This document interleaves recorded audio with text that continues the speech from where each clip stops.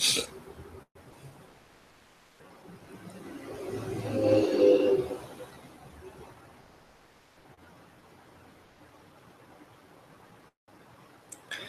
again, good evening, everyone. I want to welcome Lily again, and Greg, it's good to see you back. We'll meditate first for 20 minutes, and then our talk and discussion tonight will be on the Akankha Sutta.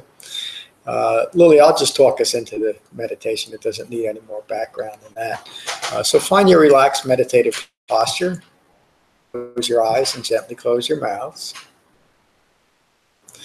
And holding your back straight, but not stiff. Your shoulders, nose aligned with your navel. But holding yourself very loosely, gently.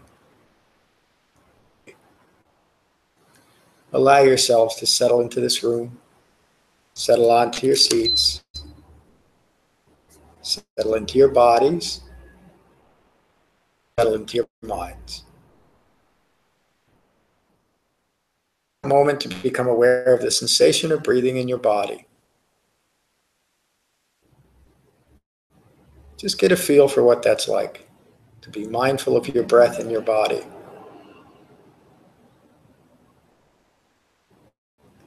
And while remaining mindful of your breath in your body, notice that thoughts are flowing. Just beings, thoughts should be flowing. The purpose of meditation is to not be distracted by your own thoughts.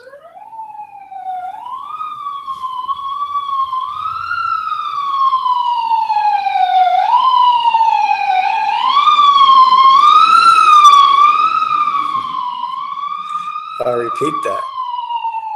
The purpose of meditation is to not be distracted by your own thoughts. So when you find that you're caught up in your thinking again, that mindfulness to the sensation of breathing. Relaxing your thoughts, remaining mindful of your breathing. And we'll meditate for 20 minutes, every 5 minutes.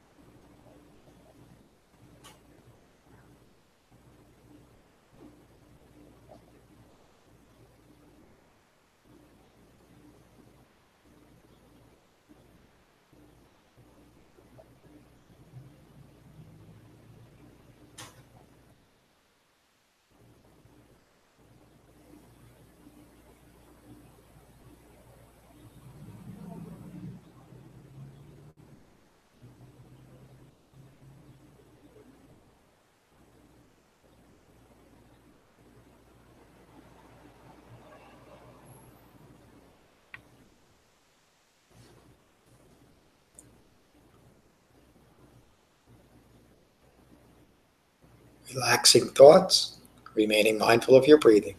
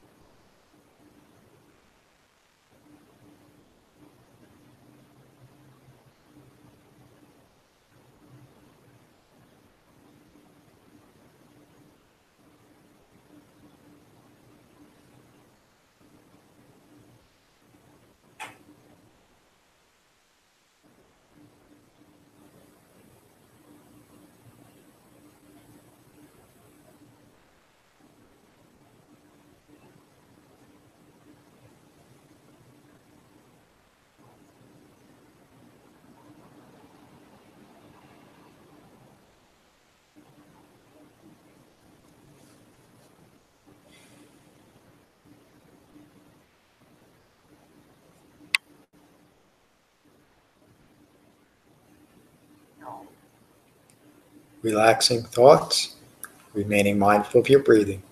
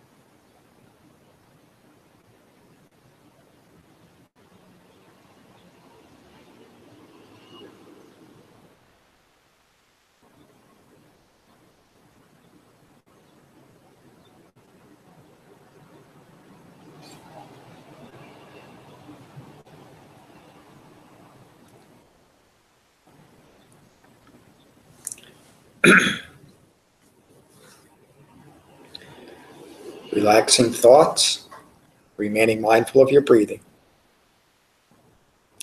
If a persistent thought or feeling arises for a moment or two, recognize it as impermanent and return your mindfulness to the sensation of breathing.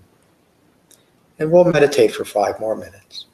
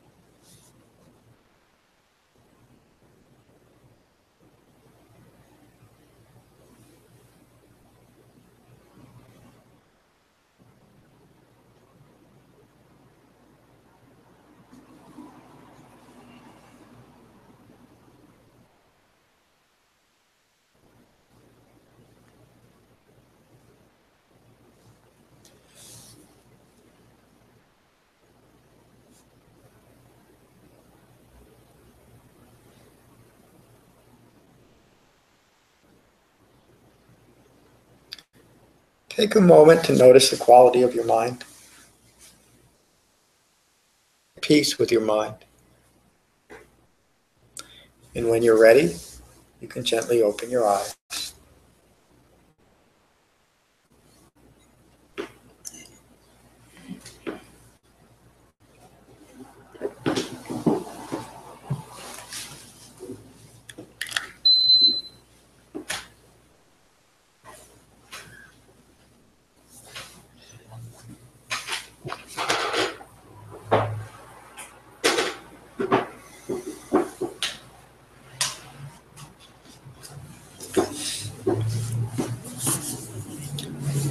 So as in all the Buddha's teachings, all his suttas, they were always taught in context of dependent origination and Four Noble Truths. The reason why I say that is if you take a sutta out of context, it's hard to really understand how to apply it appropriately. And within the context of dependent origination and Four Noble Truths, everything the Buddha taught was to develop understanding of those four truths. And that's the foundation of everything he taught. The first noble truth that states that dukkha occurs. Dukkha means every type of in the mind, from minor annoyance to extreme emotional and physical suffering, and every type of disappointment and unsatisfactory experience in between.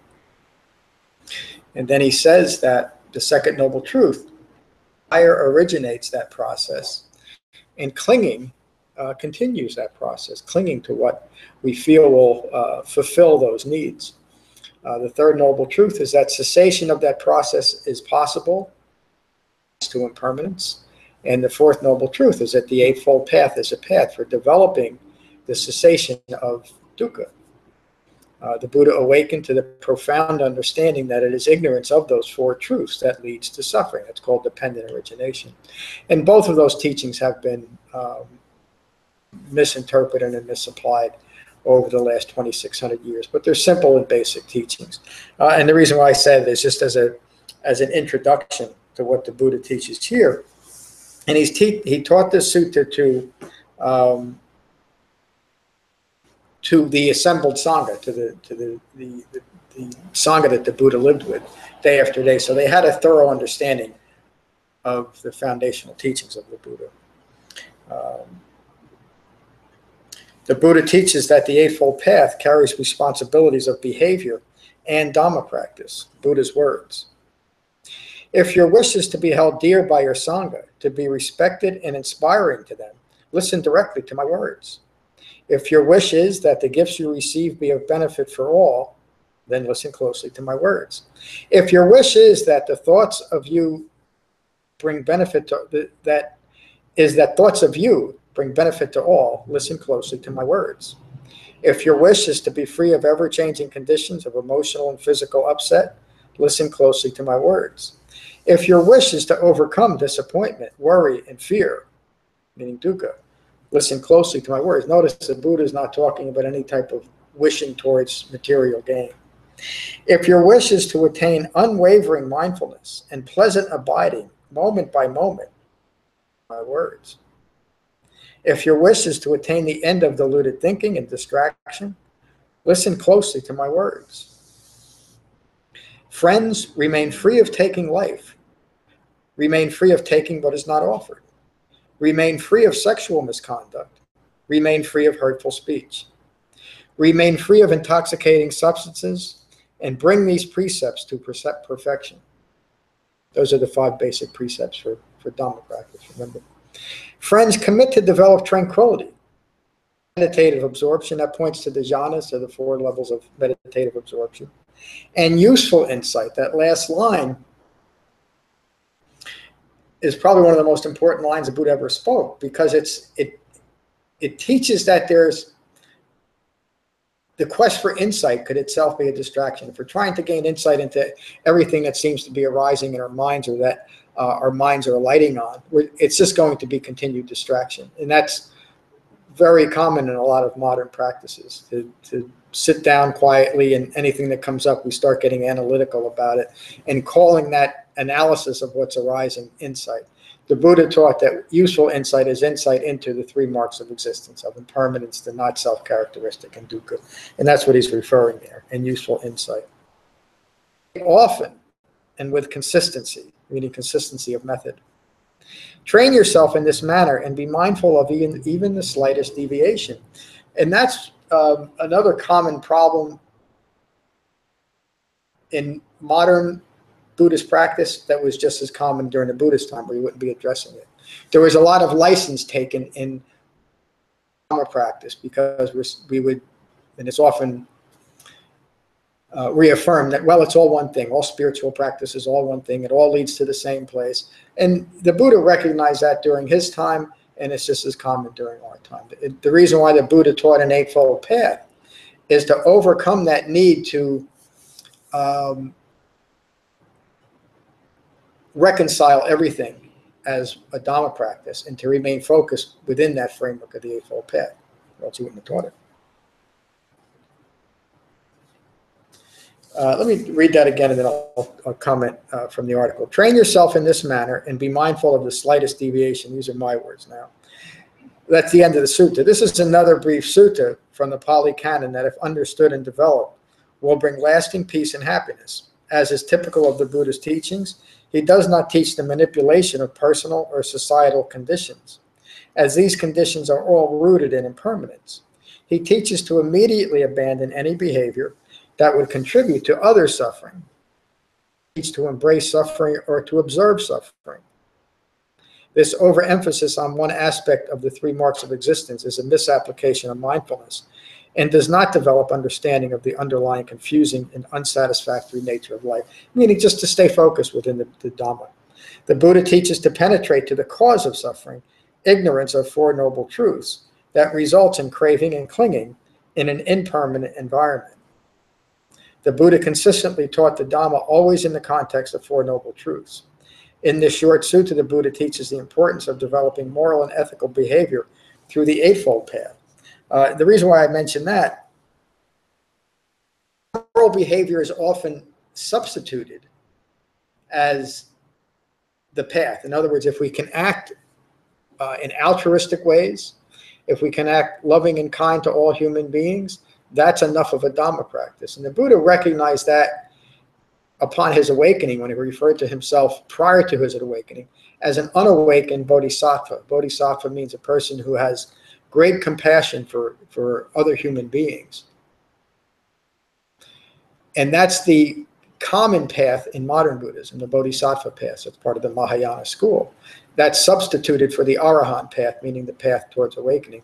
And the reason why that's important is the Buddha recognized that prior to his awakening, passionate towards all human beings. He had great compassion, but he was lacking wisdom of Four Noble Truths. And in his awakening experience in the Nagara Sutta, he describes that, how he got stuck in this feedback loop of compassion for all human beings, but still stuck in ego-based desires too, that were constantly creating conflict for himself, constantly creating stress or dukkha for himself.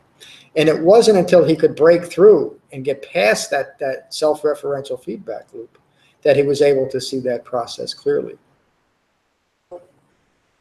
Altruistic, compassionate behavior, expression of an awakened human being, rather than only an aspiration. Of course, we should hold these ideals out for ourselves so we can recognize that we still have a little bit of a ways to go yet on the path. The reason why the Buddha taught the Eightfold Path and those moral and ethical factors of right speech, right action, and right livelihood are to act as a framework for when we're outside of those behaviors. That we're still stuck in self-referential views. We're still craving for things and still clinging to those ideals. So when we have realistic desires or wishes for all of humanity, the way to fulfill that wish with the Buddha's teaching is to develop the Eightfold Path. It's one of the reasons why I say in most classes, the most loving thing that I can do for myself and for all of humanity is to take to the Dhamma and awaken. Because then I know that my thoughts, my words, and my deeds are framed and informed by true wisdom, by the Eightfold Path, rather than something that might be clouded by a view of how I wish things would be, rather than seeing things clearly. So that's the end of tonight's talk. Any questions on this on the talk? And then we'll go around the room. Okay, Kevin, good to see you tonight. Good to see you, John. Really appreciate this talk. I think with a lot of sort of the outside distractions going on in the world, whether they're in our own community or our own life or our own world, it's really great to be pointed back to the practice. And like you've said, it's the inside job kind of thing. So it's just very nourishing to have the Sangha and your teaching. So thank you. Thank you. I'm glad you're here tonight. The worldly conditions during the Buddhist time were very, very similar to our time. There was a lot of strife, a lot of aggression. Little kingdoms were always at war with each other. There really wasn't much difference. The only real difference was there wasn't a global understanding of what was going on. But the Buddha was exposed to that, and he teaches this. And there were people concerned about the aggression of other people and these little nation states against others, just like what's going on today. The immediacy of there, obviously, but there was still just as much strife and stress.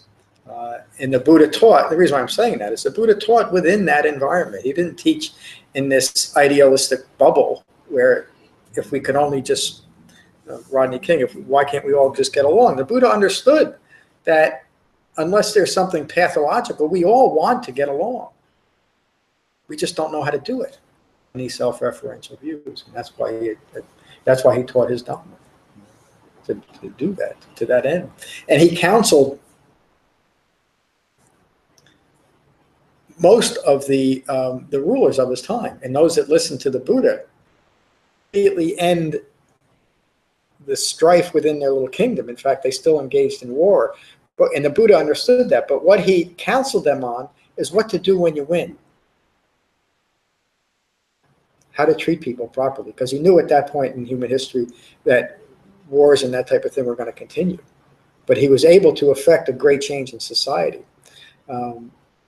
Years after the Buddha's passing, King Ashoka came across the Buddha's teaching. And King Ashoka was probably one of the most bloodthirsty rulers the world has ever seen from that time to this time. The notion that put their head on a pike, that came from King Ashoka. All over northern India and getting into southern India, there were holes. So King Ashoka could tell people how powerful and bloodthirsty he was to scare people. He came across the Buddhist teaching, and it had such a powerful effect on the king that he never harmed another soul. In fact, going back that long, 2,300 years ago, he started the first universal health care program. Anybody that was under his received free health care. Imagine that. We're still trying to figure out how to do it today. He went so far, there was still a lot of animal sacrifice even in his kingdom, that he offered free health care, free veterinary care for animals. The Dhamma affected him in such a powerful way. So it really is the way to develop the end of all strife in ourselves and in other people. That little reference to that got me going. Sorry about that. But thank you, Kevin. Greg, good to see you tonight. How's your practice going? Okay. I'm just dealing with trying to keep myself from being distracted. I get distracted pretty easily. Things that are going on, So, I think what I'm really here for is this to try to find some peace inside of myself, a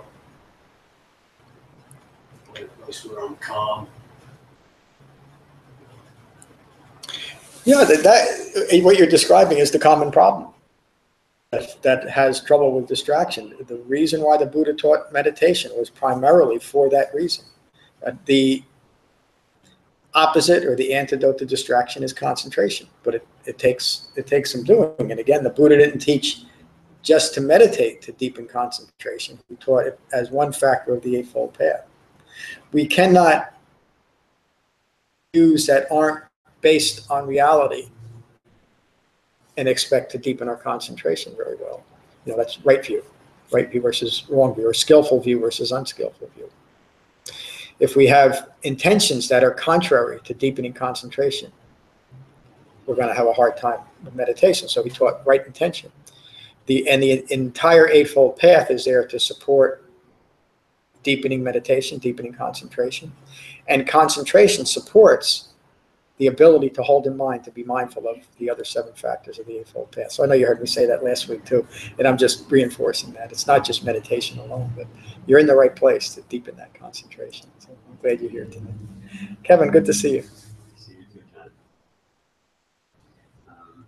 That is a really beautiful sutta. Thank you for exposing us to it and teaching us about it. And as I said at the beginning, I've been very distracted and it's been hard to focus. But coming back to the Sangha, it's so much easier, so much better it just really helps me focus even more. So, teaching is that Sutta just sort of, again, like so many of them, it just covers the whole Dhamma in a nutshell in a way that repeatedly, I guess, over its lifetime to teach Sangha, to teach other people to participate in it. Yeah, thank you for saying that. And when you have a broader understanding of what the Buddha taught, you can see how every sutta, in one way or another, really incorporates the entire Dhamma, doesn't it?